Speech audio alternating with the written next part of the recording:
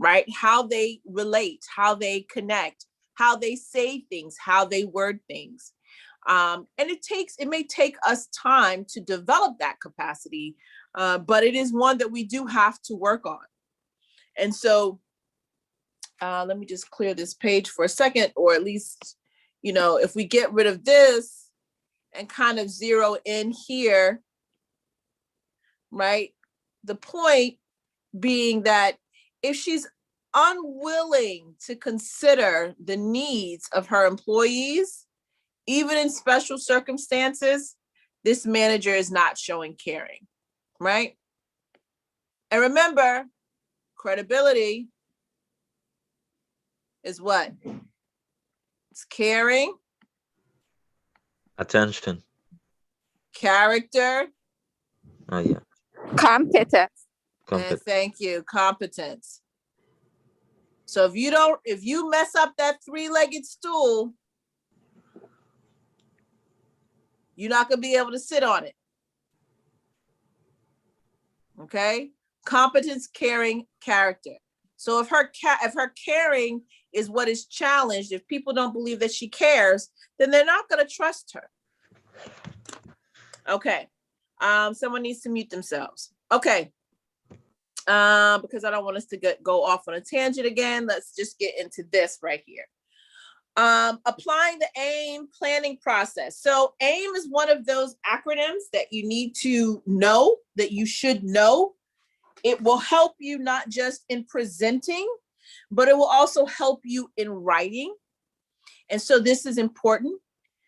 So these next couple of slides will talk about the AIM process, right? So you're going to analyze your audience. So the first A is your audience, to make sure you're addressing their needs and speaking to them in a way that is most appealing and easy to learn. Remember, when you are speaking to them in a way that is appealing and easy, not for you, for them, for your audience. See, a lot of times people teach communication and even business communication from a very self-centered way, in a way that prioritizes the speaker. And while that has its place, you cannot forget that the aim or the goal is for you to communicate your thoughts and ideas to others. And if they don't understand it, or if they are put off by what you are saying or how you are saying, then your communication is not going to actually be effective. You will not get the result that you desire. So your audience is the focus of your message, so you need to meet their needs and speak to them in a way that is appealing to them and easy for them to understand and learn. The I is for information. And this is where you gather and develop your information and ideas by identifying those key facts and conclusions related to your topic. Okay. You develop your message by writing it, right? You write to focus on the key takeaway concepts and to provide supporting points throughout. You're going to give them information, but you're not going to overwhelm them. Remember, it says key takeaway concepts. There might be 10 concepts, but you can only talk about the key, because people only remember about 10% of what it is that you say, right? And you have to work on supporting your points throughout. Okay, so when I try to come up with examples, or I give you examples that are drawn from current events, those are some supporting points. They are familiar to you, and that's part of the reason why I try to pull on them or draw on them on experiential things, because that is a way for it to sink in, the concept with a supporting point or example. Okay. It could also, again, it should be and can be, you want to identify key facts. Now, facts are not necessarily experiential examples, although they can be. But facts, you want to kind of think about data, you know, uh, data in terms of like numbers and so those, some of the charts that I've shown you, that is those are examples of data. Okay, so AIM is your audience, I is the information, and M is going to be your message, right? Okay, why are we doing this? I think my do not disturb button is off. So that's why these things are coming through. I'm sorry about that.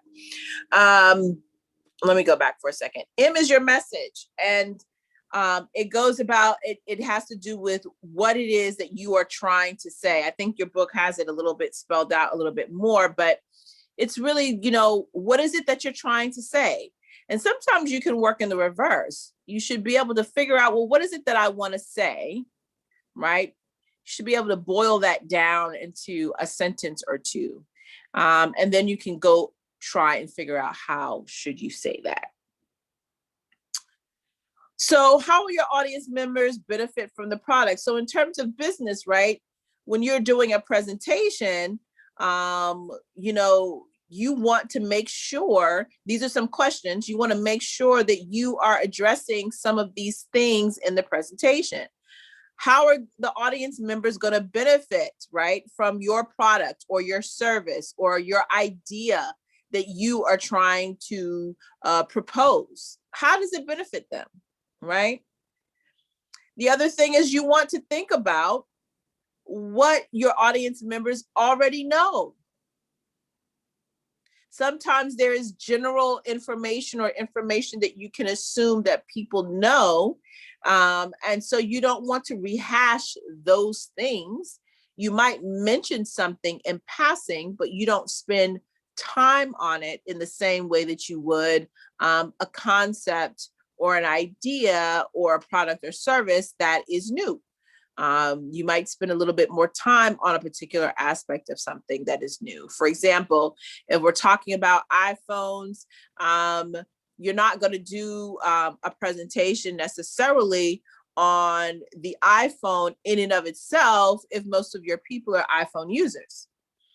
But you might do a presentation for a particular app on the iPhone. So if people use Microsoft Word on the iPhone, or if they use Excel on the iPhone, or GoodNotes, or any other type of a particular application that might prove beneficial to people to learn how to use on the iPhone specifically. So in doing a presentation on a key feature of an iPhone or an application that's used on the iPhone is not the same as doing a presentation on the iPhone. Make sense? Y'all following me? Somebody talk back. Somebody say yes, yeah. Yes. Okay. Yep. Gotcha. Okay. Gotcha. All right. All right. Good. Thank you. And then you want to think about what are your audience members' chief concerns, right? So, for example, at the beginning of the semester, I told you specifically to not utilize some browsers because they oftentimes are difficult when utilizing Firefox and Blackboard. So you want to identify what your audience members' chief concerns. So if you are a hairdresser, if you cut hair, if you're a barber, you might, you know, somebody's talking about a new solution, right, to clean your products before you use the comb or razor on someone. What is your chief concern if you're presenting? What are some of your audience members' chief concerns if you're talking to barbers and hairdressers? Well, does this solution cause, for example, an allergic reaction? I'm going to use this to clean my combs and my razors and stuff, but if I touch the next client, are they going to react if there is any of that solution on it? Is it going to cause an allergic reaction? That's a concern. And so in your presentation about a particular cleaning solution to hairdressers and barbers, you might say, and this solution is hypoallergenic. Okay, that might be a huge selling point. It is not going to cause your clients to become allergic or have an allergic reaction when you reuse the comb or the razor and you touch their skin. So these are questions that, as you are planning, you need to make sure that you address. And you don't necessarily have to address it directly, but just how I talked about implicitly, a cleaning solution and just saying, this is a hypoallergenic product. You basically, if a question came up in someone's mind, you answered it as you were talking, right? As you were presenting. And so by utilizing these questions, and I think there might be a couple more, you can really put together a solid presentation and really make sure that you address what it is that your audience members need to know, the benefit of the product, as well as some of their chief concerns. And that's why I have this term troubleshooting, right? You are thinking through what the issues could be, right? That's what they call troubleshooting. So here are some other questions to be thinking about as you are developing your presentation. Who are the key decision makers? So think Shark Tank, right? If you've ever saw, a clip of it, you don't have to be a diehard fan, but I used to watch it years ago when it first came out. And so, think about when they go and they stand in the room with those three people. These are key decision makers, right? They're key decision makers. Why? Because they are investors. They they have the ability to take, someone from, zero to hero in no time flat, right? So in your presentation, whether you're doing it in person or even online, there will be sometimes key decision makers there. And so you want to make sure that you are aware of that and how you might also tailor your presentation. So for example, if I go back to the barbers and hairstylists example, you might have people who are barbers and hairstylists, but you also might have people who own the shop there, right?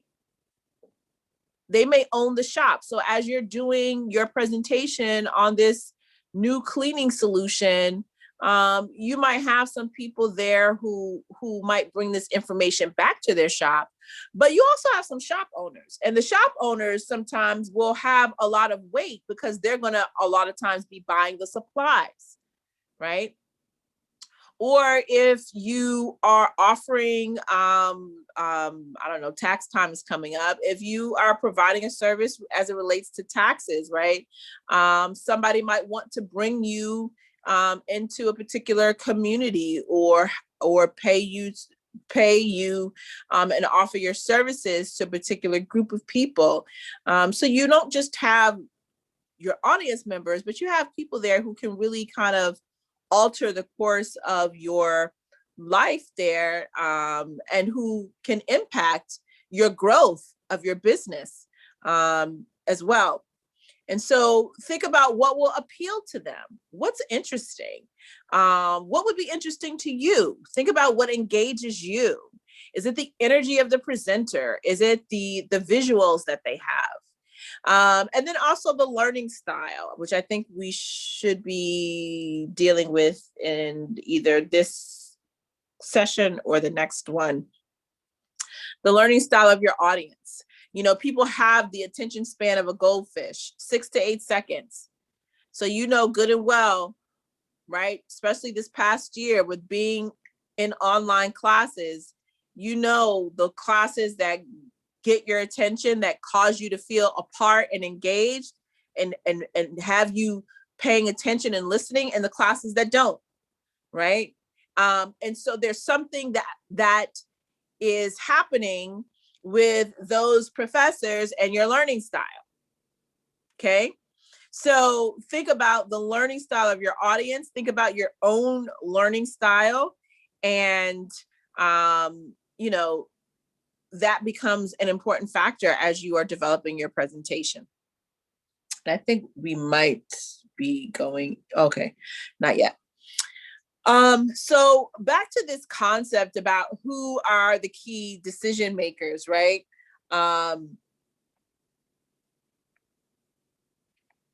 While you have several, your presentations are generally, well, your for internal presentations, right? And it's not just internal presentations, so this might be a little bit misleading, but internal presentations refer to the presentations that you do within your company. So let me just make this. This is within your company.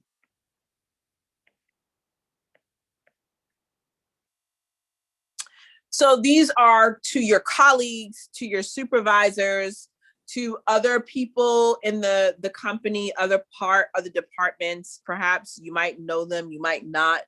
But these are the key decision makers, right?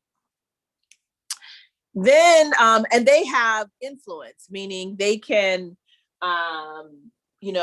do a go with they can say yay or nay, right? They can move something forward just by agreeing or saying, I really like you. I like your idea. I really enjoyed your presentation. And we're going to try this. We're going to move forward. And there you go, right? Like a shooting star off. They have the authority to act on your ideas or act on your proposal. And those are key decision makers. But then you will do other presentations that are for clients, for customers, right? And prospects. These are also, let me just reiterate too, that these are also your stakeholders, right? These are also those stakeholders that we talked about a while back. Yeah. So think about that. And, so stakeholders are different from your key decision makers. It doesn't mean that stakeholders are any less important, but it just means that your key decision makers are people who often have influence and authority, right, to act on your ideas. They can make it happen. When people say they make bleep happen, those are those people, right? They make stuff happen. Again, what will appeal to your audience? Well, this is a communications class. And as we know, oral communications, especially speeches and presentations, are well suited to strong emotional appeal. Meaning, I care about this. You don't have to say the words I care, but you communicate your interest and and how you are vested in something. That's a great word. So if you don't know the word vest, not the one you wear, or vested, that's a good word to look up.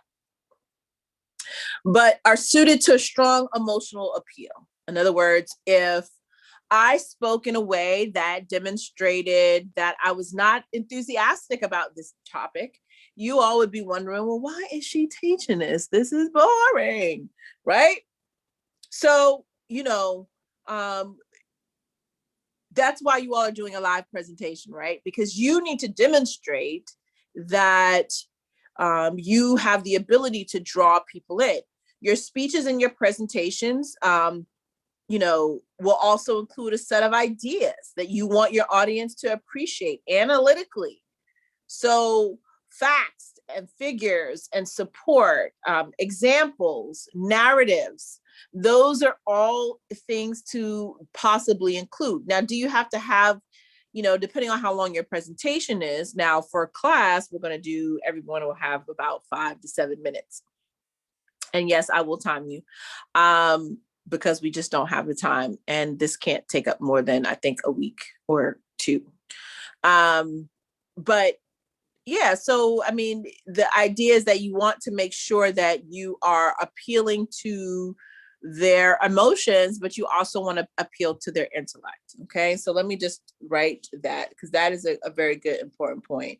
You want to appeal to the emotions, but you also want to appeal to the intellect, right? You want them to learn something, think about something, and go, wow, you know, I didn't think about that. I never thought, I saw it, didn't see that before, or I would not have learned that had I not been at this presentation. So those are some things that you want to think about. What will appeal to your audience? So yes, we are talking about learning styles. So this is really, really good. So visual learners, right? These are people who learn best from illustrations and simple diagrams to show relationships and key ideas. And this makes up about 40% of the population. So we have about 25 people in this class, or at least 25 on roster, right? So 10% of 25 is what? Anybody? It's two people, about 2.5%, right? Or two and a half people. So 40% of this class is going to be about 5, 6 people, right? 5, 6 people out of the 25 people in this class are visual learners, approximately. Okay, there's probably more, right? But the bottom line is that that's a safe generalization to have. So these people need something, they need to see something, right? They need to see some type of a diagram. And that's what this math was. When I last taught the class, I said, if you have 20 people in a room, 40% is about 8 people, right? Because 10% is two, right? 2, 4, 6, 8. So you've got about 8 people out of 20. So you're almost at 40%, you're almost at half. So almost half of the class is our visual learners. They need to see things. It's just why I do my little drawings, even though, like I said, I'm nobody's Picasso or Rembrandt. But drawing, even as a way of reinforcing ideas, is helpful. And that's the reason why I do it, because I enjoy it. It's helpful to me also to remember things. But when you're doing a presentation, having this information in mind will help you think about how are you going to represent and show key ideas and their relationships. Likewise, you have auditory learners and kinesthetic learners. Your auditory learners are also, they like to hear, they listen, right? So that's why some people turn off their screen, right? They don't want to be seen, but they learn best by listening, right? They hear, they're auditory learners. They take in the information and they process it. So they don't need to actually be looking at something. They can actually just listen, and they might close their eyes, and it helps them to focus and hear what's being said and take in and learn. And some people learn best that way, right? And again, and they can hear the emotion that is conveyed through the voice. And so about 40% of the population, right, or 40% of our class, they're auditory learners, right? They're auditory learners. They like to hear. So you got 40% of people who are visual, who need to see something. You've got another 40% of people who like to hear. They don't want to see a whole lot because it can be distracting, but they'll close their eyes and they'll take in the information and process it. And they like to learn that way, especially when the speaker, the communicator, the interlocutor is loud and the voice is clear, and they are able to discern and understand the emotion and the thoughts that are being conveyed. Then you have kinesthetic learners. Now, most people are a combination of both visual and or auditory and or both. Okay. But then you also have kinesthetic learners. And these are people who need to participate to focus their attention on the message. And that's the way that they learn best. So these people might find it a little bit difficult, right, with being online because, they might need to do, push-ups or something, or they need to tactile, they need to be touching something, or perhaps people have a stress ball and they squeeze it, or perhaps people tap, right? Or perhaps people do something physical that helps them to focus, right? It channels the energy that they have, and so that they can focus and understand, and their attention can be on that, the teacher or whoever is talking or whatever they're learning. And so you have about 20% of the population. This is generally speaking, the adults. Like I said, you can have more or less, and this also varies by culture, but they make up about 20%. So in our class, you'd probably say that's about 4 people, right? 3 or 4 people who operate this way. This is how they process. And so sometimes in classes, they might have a more difficult time, especially if the class is static, meaning you sit and you don't do anything. You don't move around. You're just sitting there listening to someone talk for hours and hours and hours on end, right? Not fun. So this is the gist of, in terms of understanding the needs of your audience. You need to know that there are multiple learning styles, and that becomes important for you because you're going to design your presentations with that in mind. So, how does planning a presentation impact your credibility? Well, we talked about aim and talked about developing your message. You want to develop a few takeaways, right? Identify a few takeaway messages. You want to structure your presentation with a clear view. And the clear view is, this is what I'm going to do. The view is you doing what it is that you said you were going to do. And then the review is your summary, or you summarizing what you just did. So your preview, this is what I'm going to do. The view, which is you do what you just said you were going to do. And review, which is your summary of what you just did. Preview, view, and review. You could do that, or you could do audience, information, message. It doesn't matter to me which one, as long as one of them works for you. It's a great way to just remember and help you keep you organized for both writing and for presentations. Preview, view, and review. Preview, this is what I'm going to do. View, I'm doing what I said I'm going to do. And review, here's the summary of what I just did. Okay? That's it. If you don't take nothing else from today, please take that, because this will bless your life, not just in this class, but in other classes where you have to put together papers and things like that, and you have to express yourself. Because this is the communication part. Because if you can have great ideas, but if you can't communicate them, it's a wash. So we talked about developing takeaways, 2, no more than 3. And they all need to be tied back to your presentation, what you said you were going to do, right? And then your summary is the key takeaway messages, right? The key ones, not all of them, just the key ones. And then you want to emphasize or re-emphasize them several times, right? In different ways. This little calculation right here, remember I mentioned a few slides ago that people only remember about 10% of what it is that you say.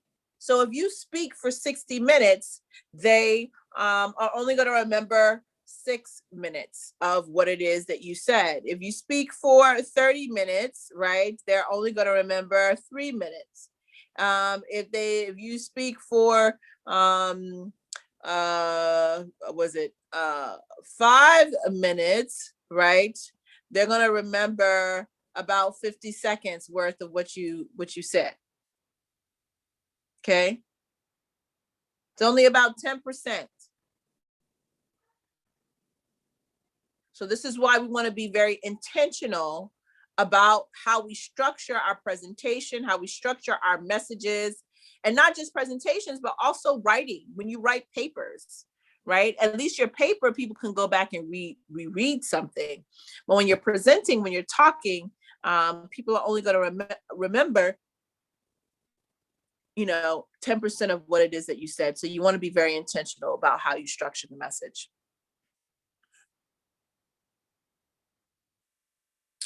So don't stress about the math here. Matter of fact, I'm just going to erase it because I don't want people to be confused.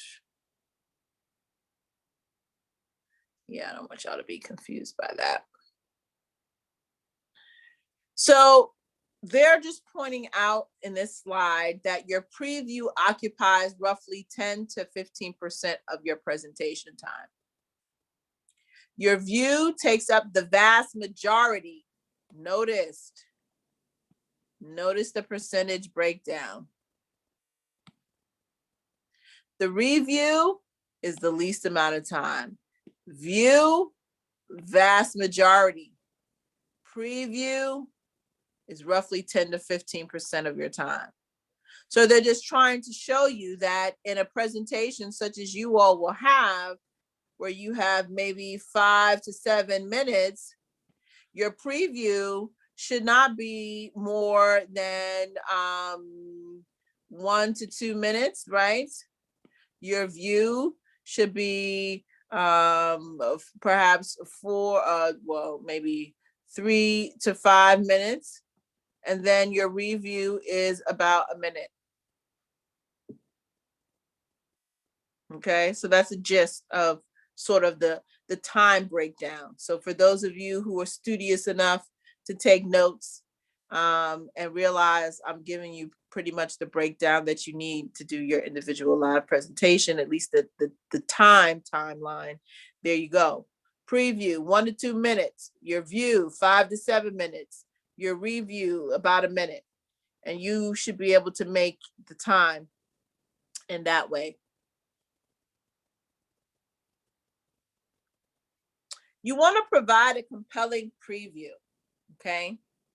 Now your book has a lot of these, has some great examples, so I'm not going to sit and parse these out for you.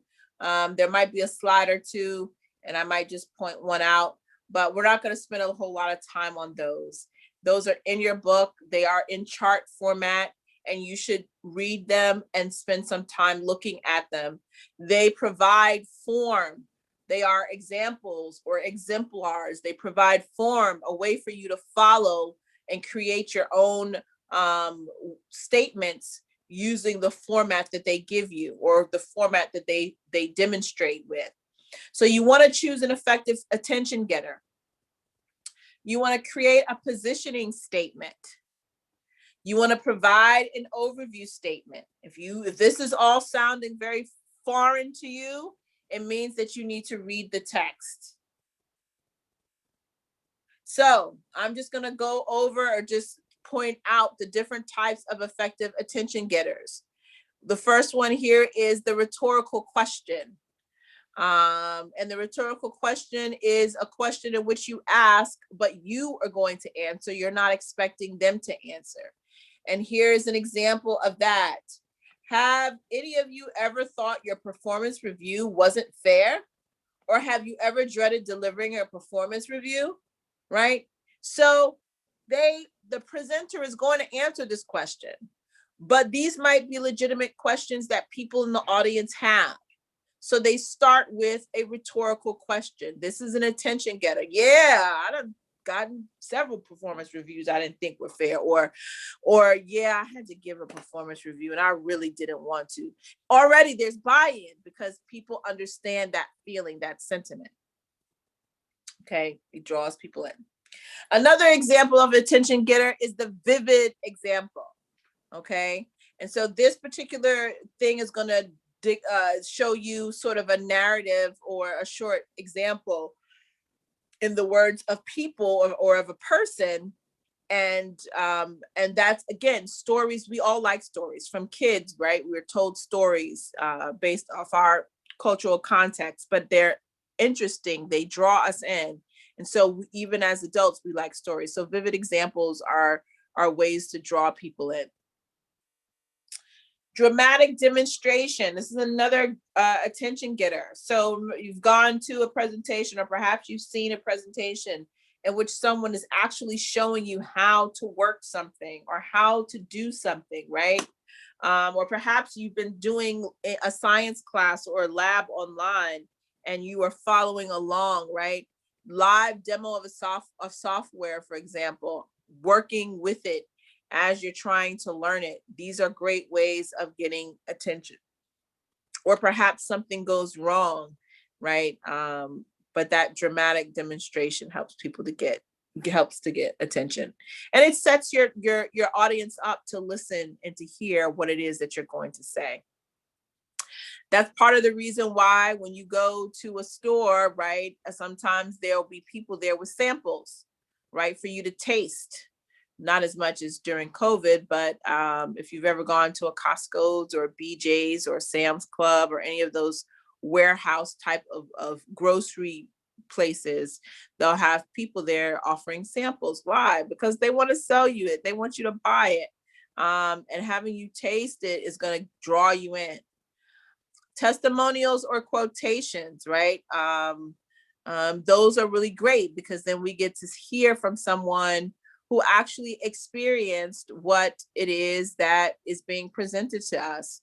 And so we like those. Those are also great attention getters. They help draw people in. And if this person had a great experience, then sure, I'm going to have a great experience. I should have a great experience too. But here you can look at and in your text, read more closely the example. Intriguing statistics. Notice that it says intriguing statistics and not just a statistic, especially for people who are not numbers people. If you're a numbers person, then statistics, it might, you might get excited over it, but most people don't get excited over math and statistics. And so when you give them a number, the number needs to mean something. It needs to be connected to something that actually has some substance or that means something to people. It can't be abstract numbers.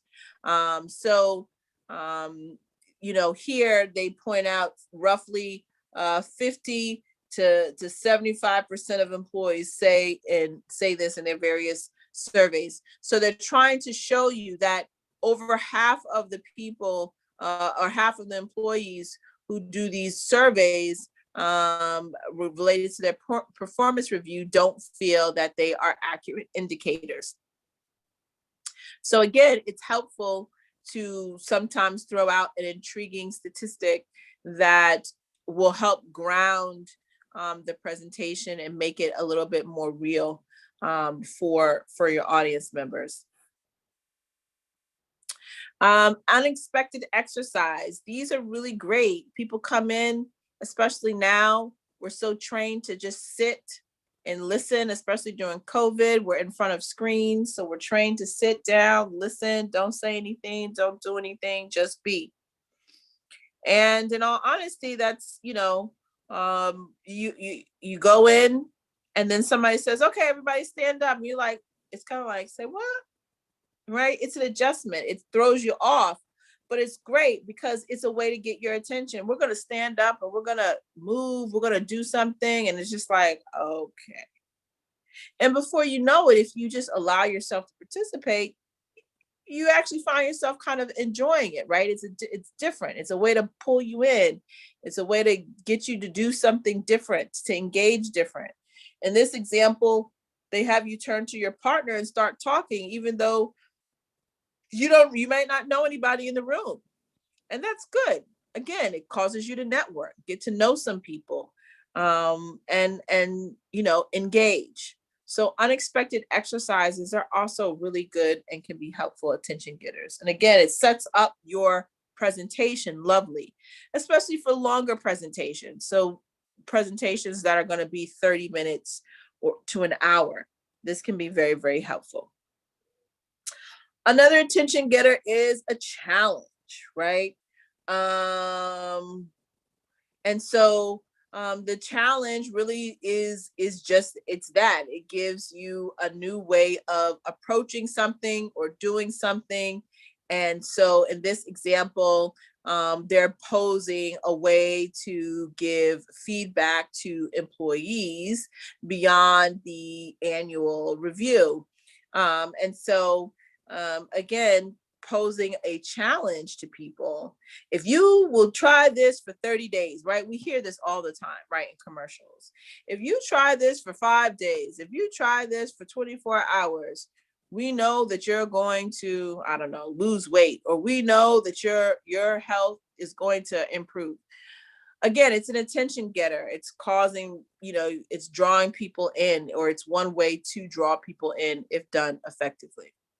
But again, I will say, please read these in your textbook. The next thing is you want to create a positioning statement, right? And this frames your message in appealing terms to your audience members. Don't forget, your message, I don't care if it's your idea, you still have to put it in a way or communicate it in a way that is effective to your audience, because if not, you've got nothing. You've got no buy-in. People are not going to purchase your product or service. And so that basically means you don't have any money. Okay? So you can be smart as a whip. You can be extremely intelligent. But if you can't frame your message in a way that appeals to your audience, you will have no business and you will have no revenue. And that is why business communication is important. Because if you can't frame it, that's why branding is such a huge thing now. Because if you can't sell it, if you can't put it in a way that appeals to some people, you've got nothing. So you want to position your statement in a way that appeals to your audience and that demonstrates clear and valuable benefits to them. They got to know what they're getting out of it. And you can't wait to 30 minutes in to decide to tell them. They need to know readily, why is this valuable to me? Why should I care about this? Okay. That's what a positioning statement does and is. So ideally, you can state your overview in 1 to 3 sentences in simple conversational language, right? And that's good. You should practice drafting that and working on that. If people want after class in the coming weeks to spend a few minutes and they want to draft it and want me to hear what perhaps a positioning statement they may have, definitely willing to do that. But you want to also think about, an overview statement that segments the presentation in terms of 3 benefits or key takeaways. So it's very similar to a thesis statement. If you've been taught to write a thesis statement, and it's usually like 3 parts or 2 or 3 parts. It's this is a similar idea. Okay. And again, there are definitely some great examples in the chapter. And so you should spend some time looking at them, or look up mission statements, or even Google, right, an overview statement and see what comes up. That might be also helpful. You can see some examples. So I think we talked about support briefly, but clearly it's here again. You need to justify your views, right? The majority of your presentation will be devoted to expressing and supporting your views, right? your 2, 3, or 4 key messages. As you can see, I strike through 4. No, you will not have 4, not in this class, not today. But when you are doing a longer presentation, you might have 4 key messages. Okay. But right now, I just want you to practice with about 3. So you have to learn or relearn or review what it is to construct an argument or justify your views, because that's exactly what you're doing. This is what I think. This is why I think that. And again, and it's not simply this is why I think that. You want to have support, other sources other than you, right? Credible sources. So here goes another acronym, another method for you to consider doing your presentation and also any writing that you do in, beyond this class. It's the PREP method. It's P, position, R, reason, example, and then position again. So I did a very, very simple, so your position involves stating what your position is. 2 is providing the reasons why you have the position you do. And then you're going to give an example or provide evidence, right, of that. And then you're going to restate your position. Okay. So I did a very simple, very simplistic one as an example. And the last one, I like apples. I probably wouldn't say that. I could say something else a little bit more tangible. I think in the moment, I was just being very simplistic. But you could say my position is I like apples, right? Your reason, because apples are healthy. And then my example, apples provide vitamins and minerals to the human body. And then I like apples, and I can say, because, because this is very simplistic, very elementary, but it helps to give you the idea. I like apples because they are healthy and delicious. Again, I'm just, you get the point. But this is another method, again, for you to develop your presentation and for you to write your papers, write anything that you're developing.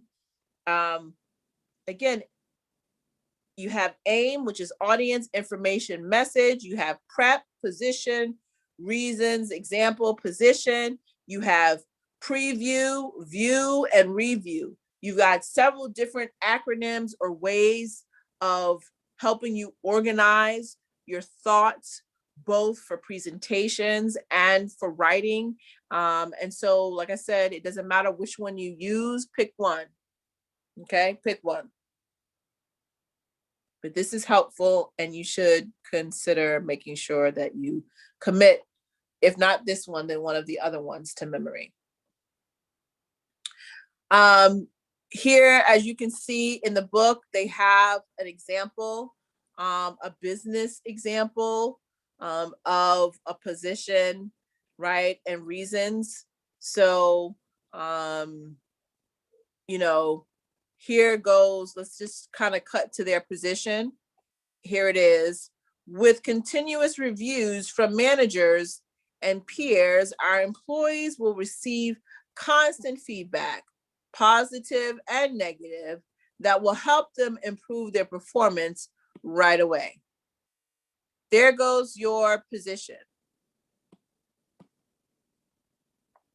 Their reasons, right, is that the timing of feedback, right, the amount of feedback, and feedback from a variety of colleagues all contribute to better performance. So that's the reason for their position. Okay. I'm not going to read the example, but you should read through this example. It gives a lot of a lot of information, and it will also help you to understand the prep method a little bit better. The example is continued, but here goes position, step 4, which is the second position. Continuous reviews will ensure each employee gets more constructive feedback more often, and that this helpful feedback will increase the performance levels of our employees. Okay. You need to go and read the example. It's a long one, as you can see. So remember, we talked about that review, preview, view, and review. Your review, or your conclusion, or your summary, right, comprises a small percentage of your presentation time. However, you do have to make sure that it's strong. These are the last words that are coming out of your mouth about what it is that you just did. You can't just throw it away, right? It needs to be solid from beginning to end, because this will determine whether or not you gain the buy-in that you're looking for.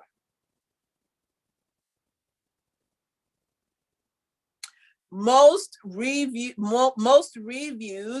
have a call to action. The call to action, or the CTA, is what you want people to do as a result, right? As a result of hearing your presentation, as a result of hearing your proposal, you want them to do what? Oh, I need that product, right? And buy it. Oh, I need that service, right? And schedule it. Oh, I need X, Y, and Z, whatever it is. But what do you want them to do? You want them to vote differently. You want them to, next time they're going to buy a car, you want them to think about Honda or, some other car. So the call to action in a review is going to be clear, and you're going to be able to do this review in a few short sentences. And again, it needs to have some kind of call to action. It's that implicit what you want people to do right after hearing your presentation. And of course, part of the reason why I had you watch those videos is because you want to design appealing slides, right? You want to avoid death by PowerPoint.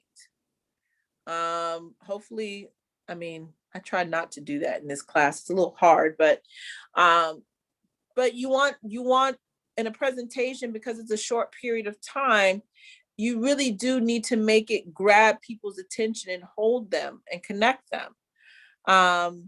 You can create a storyboard with your PowerPoint slide titles. That's something I'm actually considering doing over the summer for this class, to just continue to improve it and improve different things, and some other classes that I teach. I want to make it better, and so I'm thinking about storyboarding as a way to up level and take things up a notch. And you can look into storyboarding. It's in the text, although we don't cover that here.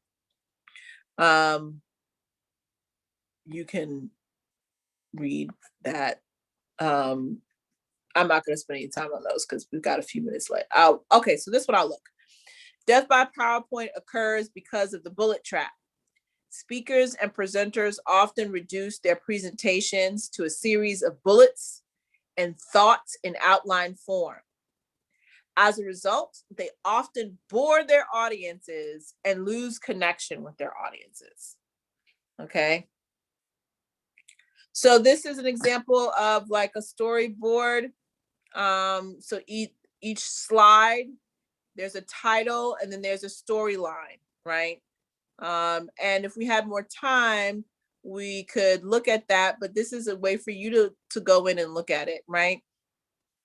To see how they're organizing. So every slide has a purpose and there is intention in it from beginning to end. And I think that's the point that, we all need to be reminded of is that it's not just throwing a picture and throwing some text up there, but your point is that each slide is going to communicate, right? It's visual, especially for people who are visual. That's the reason why I use my pen and I highlight things, or I underline things, or I use different colors and arrows to draw people's attention in. Because you're trying to create engagement and trying to get people to focus. And so this is again a communications class, and your slides are communicating something, and you want to be intentional in that communication. So then this sort of just outlines all of the different slides. Go in and look at table 14.3 and you'll be able to see this in your text. These are some good charts to spend some time on. Remember, design your slides for ease of processing. You want to limit the amount of information on any given slide. You don't pack it, right? This is not a suitcase that you pack in for a trip. You don't put a ton of things on there. You want to just be very intentional. Use font sizes that all audience members can read easily, even those of us who have 4 eyes, right? You want to focus on and highlight key information. Like I take the pen and I highlight certain things. You can't highlight everything. If you highlight everything, it becomes visually confusing. It's like somebody yelling, right? Or very loud music. You can't hear what's going on. Use plenty of white space, right? So that people can focus and see. You want to use high contrast backgrounds and colors. So as you can see here, you would not use pink and orange together. Why? Because pink and orange kind of blend in. But you could use orange and white, right? There's a contrast. You can see the white on orange or the orange on white. But pink and orange, they just kind of blend in together, and visually you would lose anything that was in writing in pink on an orange slide, or vice versa. You want to use compelling images in moderation. So in other words, if you have a compelling image, you're not going to put like 3 other images there. You want to use the one that's most compelling, that will help convey the thought or idea that you want conveyed for that slide, right? If need be, you want to develop simple charts and diagrams that help illustrate the point, or utilize charts and diagrams that help to illustrate the point. When you are working in a company, you may have funds, you may have a budget where you can get professional design help when possible, right? You may have a budget for that. And for certain things, they do have those kinds of monies set aside. But for class and for certain other types of presentations that you might do at work, you may not have professional design help.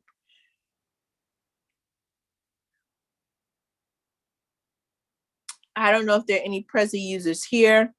Prezi's okay. I'm okay with Prezi. But if you are a Prezi user, I would just say, Prezi just requires a lot of practice. If you don't know what Prezi is, don't worry about it. You don't need it. I just think at the time that this particular text was being put together, Prezi was a big deal, and people were using it as an alternative to PowerPoint. So I'm not going to spend any more time on that.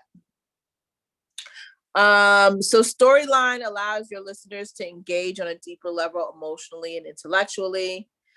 Just remember that stories are easier for people to remember than abstract information, right? And people tend to more like they will act, meaning they will respond to stories versus abstract information. So when you tell a story, they're going to remember it, and they're more than likely going to act, right, when they hear that. This can be a little bit confusing, the storyline approach, the way that they have it outlined here. You just want to have as simple the beginning, middle, and end, and then a takeaway. Okay. Beginning, middle, end, and takeaway. And last but certainly not least, you do want to have a fair presentation. These are FAIR is that acronym that we learned way back in the beginning. Facts. How factual is your presentation? And those bullets are additional questions that you can go and look at and check. Access. How accessible or transparent are your motives, reasoning, and information? And there are some bullets there with additional questions. This is also in your text, as you can see, figure 14.4. Impacts. How does your communication impact stakeholders? And there goes some other additional questions. And then respect. How respectful is your presentation? Okay, these are some things that you should mull over, particularly as you are developing your individual live presentation. You've got a lot of resources or ways